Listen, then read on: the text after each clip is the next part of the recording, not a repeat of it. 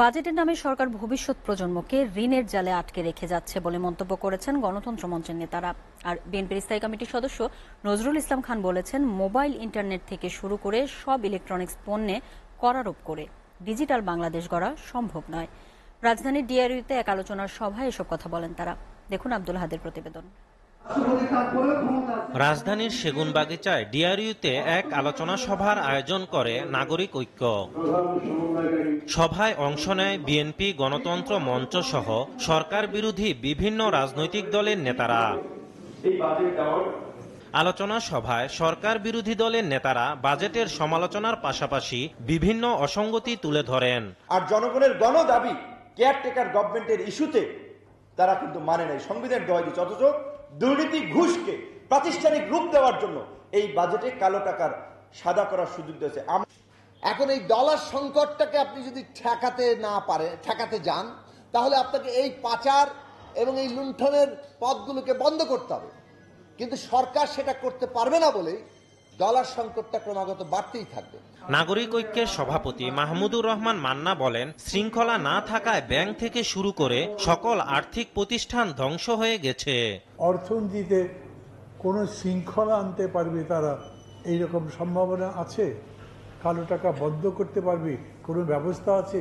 যদি পারতই তাহলে 30% ট্যাক্সের জায়গায় কম করে 15% দিয়ে কালো টাকা সাদা করবার কথা ঘোষণা করতো।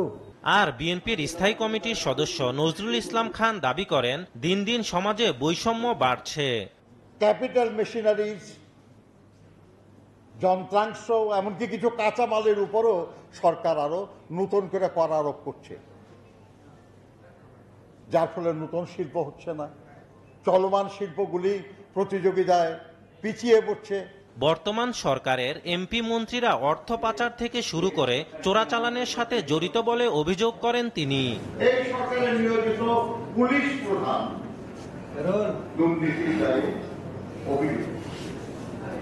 এই সরকারের নিয়োজিত মন্ত্রীর বিরুদ্ধে অর্থ পাচারের অভিযোগ, এমপিদের বিরুদ্ধে চোরাচালানের অভিযোগ। এদিকে জাতীয় প্রেস ক্লাবের সামনে সাবেক আইজিপি বেনজির আহমেদ ও সাবেক সেনাপ্রধান আজিজ আহমেদের গ্রেফতারের দাবিতে প্রতিবাদ সমাবেশের আয়োজন করে গণতন্ত্র ফোরাম।